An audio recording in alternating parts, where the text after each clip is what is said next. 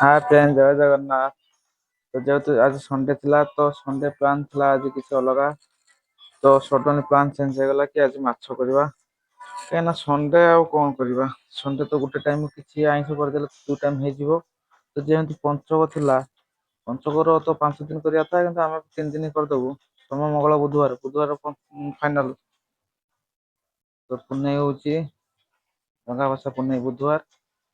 तो बुधवार दिन 3 दिन करदेबु। तो माछ आनथि, माछ को भल भाबरे धोई लुण हलदी गोलेଇ देଇ रखिଥିଲି। तो ଏବେ ମାଛଟା ଭାଜୁଛି। ତ ବିହନ ବି ଟିକେ ଆଣିଥିଲି।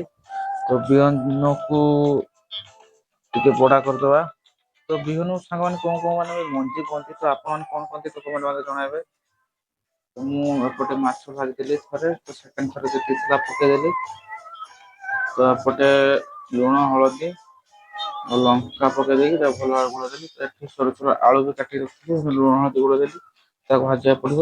ତ ସାଙ୍ଗମାନେ ଯେତେବେଳେ ମସଲା କରିବେ ତ ପ୍ରଥମେ ସୋରିଷ, କଳା ସୋରିଷ କିମ୍ବା ଧଳା ସୋରିଷ ଯାହା ବି ପକେଇବେ, ତ ପ୍ରଥମେ ଏମିତି ଶୁଖିଲା ଗ୍ରାଇଣ୍ଡିଙ୍ଗ କରିଦେବେ। ବହୁତ ବଢିଆ ଭାବରେ ଗ୍ରାଇଣ୍ଡିଙ୍ଗ ହଉଛି। ତ ସେଥିରେ ଶୁଖିଲା କରି ପୁଣି ଅଦା ମୁଁ ପକେଇନି, ରସୁଣ ଦେଇ କଞ୍ଚା ଲଙ୍କା ଦେଇ ମସଲା କରିଦେଲି। ତ ଏପଟେ ଆଳୁ ଭାଜିଦେଲି। ତ ଆମେ ପାଣିରେ ପକେଇକି ବି ସୋରିଷ ହବ କିନ୍ତୁ ଟାଇମ ଅଧିକା ଲାଗିବ। ତ ସେଥିପାଇଁ ଏପଟେ ହଉଛି ତେଲ ପକେଇଦେଲି। ସେଥିରେ ବିହନ ବି ରଖିଥିଲି ପକେଇଦେଲି। ବଡା ହେଇଗଲା। ତ ଏପଟେ ତରକାରୀ ପାଇଁ ପିଆଜ ତେଲ ପକେଇ ଦେଇ ଘାଣ୍ଟି ଦେଲି। ତ ଏମିତି ଏପରି ଥରେ ତିଆରି କରି ତ ବହୁତ ବଢିଆ ଲାଗିବ। ତ ମୁଁ ଏମିତି ଜାଣିଛି, ମୁଁ ଏମିତି କରୁଛି। ତ କିଏ କେମିତି କରେ ମୁଁ ତ ଜାଣିନାହିଁ। ଏମିତି ଟ୍ରାଏ କରି ଭଲ ଲାଗିବ। ତ ପିଆଜ ହେଇଗଲା, ସେଥିରେ ମୁଁ ମସଲା ରଖିଥିଲି, ମସଲା ଦେଇଦେଲି। ମସଲା ହେଇ ଆସିଲା। ଟମାଟର ଦିଟା ରଖିଥିଲି କାହିଁକିନା ମୋର ଆମ୍ବୁଲ ସରିଯାଇଛି। ତ ଏପଟେ ମସଲା ଦେଇଦେଲି। ତ ଆଜି ଖେଳ ଚାଲିଛି। ତ ଏପଟେ ଆଜି ଖେଳ ଇଣ୍ଡିଆ ଅଷ୍ଟ୍ରେଲିଆ ଖେଳ ଚାଲିଛି। ତ ଖେଳ ଟିକେ ଦେଖୁଥିଲି। ତ ରୋଷେଇବାସ ଖାଇ ସାରିଲା ବେଳକୁ ହେଇଗଲା 1:30। ବାସନ ଧୋଇ ଟିକେ ରେଷ୍ଟ କରୁଥିଲି। ତ ଏପଟେ ମସଲା ହେଇ ଆସିଲା। ତ ଏପଟେ ମୁଁ ଗରମ ପାଣି ଦେଇଦେବି, କାହିଁକିନା ମସଲାରେ ଗରମ ପାଣି ଦେଲେ ଜଲ୍ଦି ଫୁଟିଯିବ।